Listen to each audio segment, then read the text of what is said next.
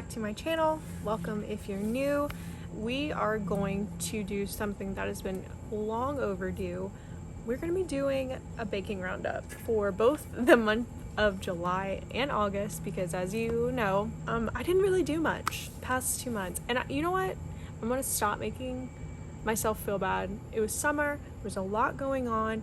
We were constantly traveling. I mean, I think every weekend since like June until the end of October will be full of things, and I'm so incredibly grateful for that.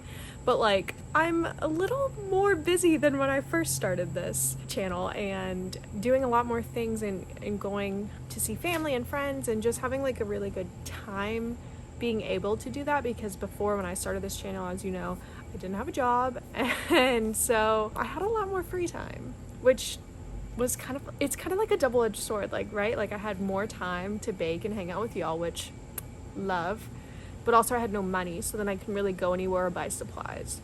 But now I have a job, and so I'm able to do more things, buy more things, get more baking items to like really try new things that I couldn't try before, but I have less time because I'm working so much. So it's kind of like, which one is the lesser of two evils? I'm not quite sure. Also, I would like to apologize formally for the fact that I am outside today. I haven't seen the sun since, couldn't tell ya, because I work from home and I'm just like holed up in my little office all day long, and that is a privilege in itself. I will say, going into the office is never fun. I want to commend every single one of y'all that do that on a daily basis. You guys are the bravest soldiers I've ever met. I need people to talk to. I get a little lonely. I don't really want to go outside. So I was like, you know what? This is the perfect opportunity. We're going to do two of my favorite things. We're going to yap and we're going to sit out in the sun. So that is what we were doing. We're in my backyard, as you can see. And then we're just going to kind of like go through the minimal amount of things that I made in the month of July and August. So without further ado, let's get into the top three, because there's three. Isn't that exciting? I thought there was going to be like one, but no, there's three. Starting with number one, we have bagels. Do you guys remember when I tried making bagels twice before and they were awful? Because me too. And I'm happy to say we've jumped over that hurdle and now we have successful bagels, and it's only happened once.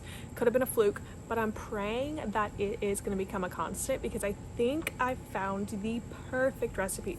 So two of these top ones are actually going to be things that I previously did in the past that kind of either worked okay or like didn't work well, and then I made these baking roundups, which is perfect for me. It's like almost like a reminder for myself, a little cheat sheet of things that I would change. And this time I literally went back through and changed those things, like, duh, of course. I thought it was for y'all, but it might just be for me, these videos. Like, selfishly, I'm kind of loving these. If you're loving these too, like, let me know. And if you ever do try out anything that, you know, I make and then you perfect, please let me know. Like, send me an Instagram DM, message me, leave a little comment. I just want to like know, honestly, baking is my favorite thing, so knowing other people are also baking alongside me and making things that I'm making is so fun to me. So if you do any of those things, please comment, DM me, send me, just let me know. I would be so excited to find out that I'm not just talking to myself, because that is kind of borderline scary. Regardless, bagels, going back to bagels, dude, I think I cracked the code. So like I said, I took the things that I did last time, I changed those on what I thought would be better. It worked. Somehow it worked. This is the first time my bagels have ever floated.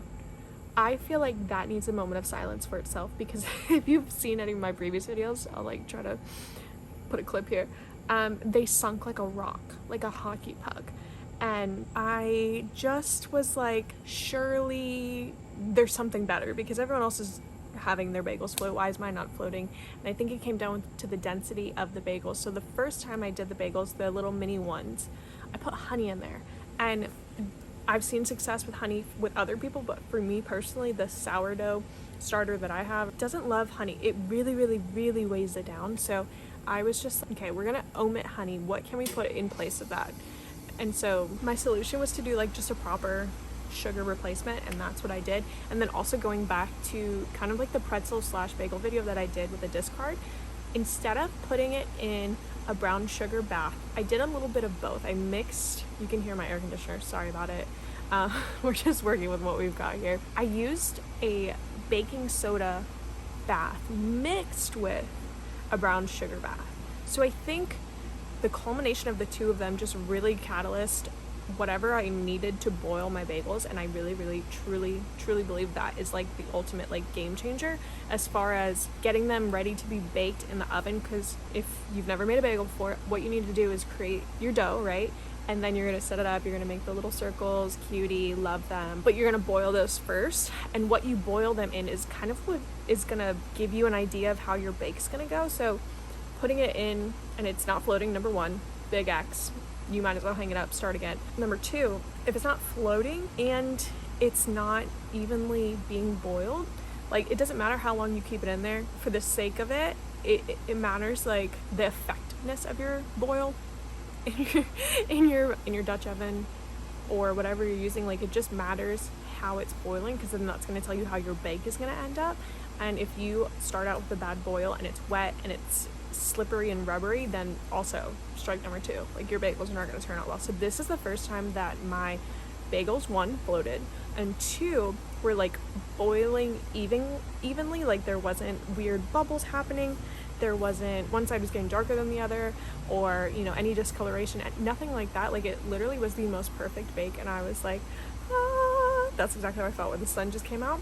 That's how I felt when I saw my bagel floating for the first time. And I really wish I got that reaction on camera, because I promise you I was flipping out. Like I told my husband, I was like, come look at my bagels. I was so excited, and they turned out to be really, really good. I will say the original flavoring, because I said in my previous video that I kind of like set it up to where it was similar to the breads that I was currently baking, so minus the lemon blueberry, because I felt like that was a lot going on.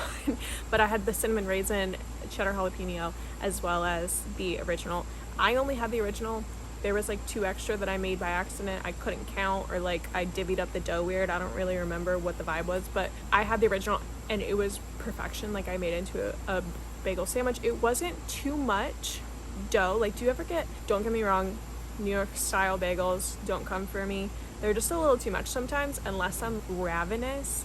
Every single morning is like a lot. Then I feel like I can only eat 1/2. And then on the flip side, the ones that I originally made, the little mini hockey pucks, because that's what they tasted and felt like to my teeth, were just too small, and I felt like I would get like 1 bite and then everything else would ooze out. These were like the perfect size, to where you could put egg on there, you could put avocado, you could put some spinach if you wanted, and you could also put like sausage or a sausage patty, things like that. Like my juices were flowing when I was making these bagels. I was like, this is gonna be amazing. My breakfast game is about to be stepped up. And it was, for those 2 bagels that I got to eat. But I do have another person who is helping me taste test things, and she is the one who originally asked for me to make those. And I was like, girly, we're just gonna wish on a hope and a prayer, because the last 2 times I did this was not great. But she tried the other ones, and she said that the way that they were done were really, really good. She didn't like cinnamon raisin, because she doesn't like cinnamon raisin at all. So I feel like maybe I might need some better guidance or clearance and try it again, at least on my end, so I know that the product that I'm making is going to be good for everyone that's going to buy or try, whatever they may do. I'm always so grateful for every order that I receive, and I have a few coming up, actually a larger order that I'm very excited, a new customer, and I will film that for y'all, kind of just like as a day in the life as a small bakery. Like when I talk micro bakery, like I know people have micro bakeries, but I'm talking like micro bakery.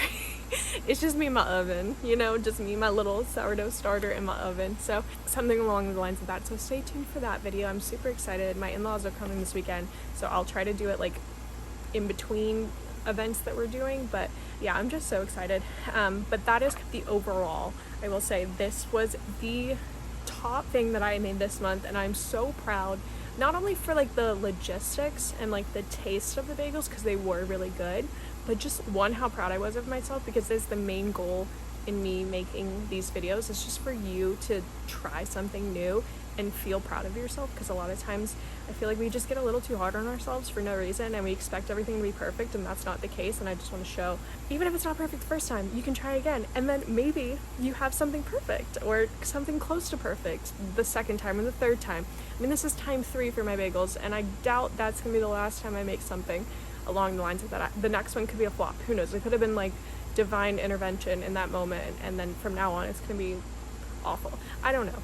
But like, just saying, that is kind of the whole goal of these, and I was just more than anything proud that I tried again and I stuck to it, and I got a really amazing result from it. More so from like the pride aspect, but just like overall, like they look so cute. You can see on the thumbnail that you clicked on, that's what they look like, and they're just adorable, and I'm so proud of them and I love them. But moving into our second one, we have the lemon blueberry loaf. So we have talked about this previously, I believe, a couple times, but I was gifted my first collaboration with a company, and they gifted me something, and I was like, oh my gosh, this is crazy. But they gifted me a sourdough starter kit, and so I was able to like try out those products fully, and it was just like so fun getting to try those things out. And I had an order for lemon blueberry, so I was like, you know what, let's just keep this all the same and let's do lemon blueberry for every single one. So I feel like the same thing consistently a bunch of times allowed me to really nail down the recipe for the lemon blueberry. And the third loaf that I just didn't feel was like sellable, because it wasn't, I was able to try for the first time. And so first of all, seeing the fruity flavor is so cool, and then also working first time with a brand, like that was really fun. And I feel like just overall there was really good positive vibes surrounding this entire bake, that getting to eat it was just that much more sweet. And so I got to eat it with friends, and my friend is insane. We are the best pairing because I'll bake everything and then she'll put things on top of my bake. She knows the best like ways to mix things and create delicious meals. Like, could never replicate that, and that's why she's the best. But she added whipped goat cheese and honey on top of it, and when I tell you that it was like honestly the best thing I've eaten, I really mean that. It was so stinking good. And I think part of my bake, I'm gonna say it, part of my bake was part of that equation, but like she really put, you know, hit the nail on the head with that combination. And so I just really enjoyed the process as well as just the end result. I think it couldn't have gone better, honestly and truly. I am still making some, but I am going to be phasing that flavor out for the fall months. I want to start getting into pumpkin stuff, so you also see pumpkin things coming up. I'm so excited for that. Yeah, bake number 2 was really good. And then our third and final is another thing that I had previously tried. I actually never showed you either time that I've made it, and I don't know why, but I can insert some pictures or clips or something that I have gathered throughout of sourdough discard pizza dough. That is so many things at one time. But basically, taking discard, we're adding yeast, we're adding active dry yeast, that's what we're adding, and then like 2.5 cups of flour, as well as like a little bit of water, and then I think adding about a cup of sourdough discard, mixing it up in a mixing bowl. You know how mine is, I had to take it out after like 30 seconds of mixing, which is fine because, you know, I love kneading my dough. And then kneading the dough for like 7 to 8 minutes, and then letting it rise in an oiled container or bowl, whatever you're using. I just use my KitchenAid bowl, and then I put my little Banneton basket over it because I feel like it allows air to permeate it, but it doesn't like stifle the growth in it at all. So that is what I love doing. I don't know what your favorite proofing method is, if you have a proofing box or, you know, things of that sort. If you have actual like proofing plastic bags, let me know how that goes. Let me know what your favorite proofing method is, because I'm actually really curious, and I would like to, like, moving into the winter months, kind of pack down what my proofing regimen's gonna be, because I don't want to just solely rely on the outside world or my oven in case my wonderful husband sets it ablaze again. So let me know, do you have like a collapsible proofer? Do you use a proofing bag? Just let me know like what you actually use, or are you just like cling wrap over the bowl itself? I'm just interested to know. Let me know in the comments, because I'm really curious now that I said that. And then in like 6 hours you have pizza dough, and you can use one Gimungo pizza. I can put a picture of that with the dough. You can split it into 2 for 2 personal size, or you can make 3 minis, which is what me and my friend did on her bachelorette party. We had sourdough night and we had crafts that we were doing. It was just so cute, and we got to make our own pizzas. We went to the store, got some mozzarella, like got all our favorite toppings, made little individualized mini pizzas, and then just like had free reign. It was so much fun. It was the quickest, simplest thing ever, honestly, and I think I'm gonna start selling it because it is the perfect non-waste way for me to get rid of all of and use all of my sourdough, because as you know, you have discard every single day. Either I'm throwing it in the trash or I'm letting it sit in jars in my fridge all day long, and that seems like kind of pointless. So being able to fully use all of the discard regularly and still make something really good out of it, I think is gonna be the best bet, and honestly like my go-to from now on, because I just feel like it fully like completes the circle. You have bread to discard to pizza dough to bread to discard. It just feels like the circle of life, you know? And it's just so fun, and I think honestly like it's one of the simplest meals you can make, but it's more fun because it can be an interactive date, it can be interactive like fun night with your friends, it can just be like if you're having a solo moment, it could be a girls' night with yourself and a good book, whatever it may be. Like I just feel like it's so versatile but so fun, and I'm really excited to like just start regularly making pizza dough. So one of these days I will film it for y'all, and then you can follow along and kind of get the groove of things. But as always, I'll put all these recipes down below. And then the not so hits was the discard garlic bread. You would have seen it. It was a travesty, if we're gonna be honest. I don't know what could have made it better. I don't know what went wrong. I couldn't tell you to save my life like what the missing piece was. I just know that there was a lot of pieces that were missing because it didn't look like the picture, and that's okay most of the time. Like whenever you're baking things, I encourage you not to get so stuck on what each step should look like based on whoever posted their recipe. Like that's just not the best case to do, honestly. Like making sure that it looks right for you, because things are always going to be different. We have different temperatures in our house, we have different locations, we have different elevation, like things are always going to look different. We even have different utensils, you know, like things are going to look different, but you would like it to look a little something similar at the end, you know, unless you're going for something totally different. That's fine. It wasn't pulling apart, it was like this, it was hard, it wasn't chewy or doughy, and it just wasn't. So that is really the main thing I would switch and change about it, is just never trying that recipe and possibly trying another one. I hate to bash on like recipes and things like that, but I really did follow that one to a T, and I fear sometimes when you get like TikTok recipes or real recipes from Instagram, they don't give you the full picture, and I think that's might have what happened. I'm not quite sure. I never want to blame someone, so I'm gonna blame myself. I'm gonna say that maybe I just didn't do things in the correct order. It was such a long time ago that I made this, I couldn't really tell you what I did incorrectly, if I'm being honest. I just know that it was not good, and we did not enjoy it like the other three. So if you're gonna make anything, I would recommend the pizza dough, the bagels, as well as any type of loaf that you're feeling.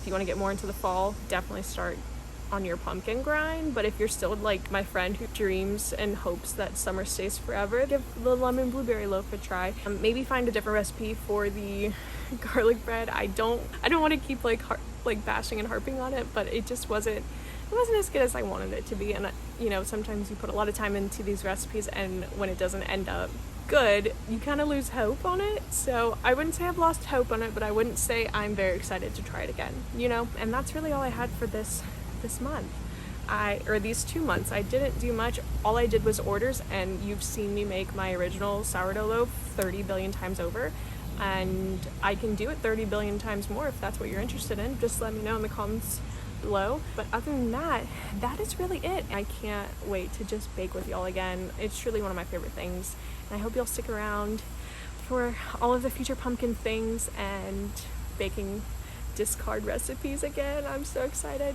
We're gonna get right back into it starting fall. I just want to thank y'all so much for sticking around for however long we've been on the phone for, because this is a FaceTime call at this point, and I'm just looking forward to the next video. I'm so happy y'all are here, and I will see y'all in the next one.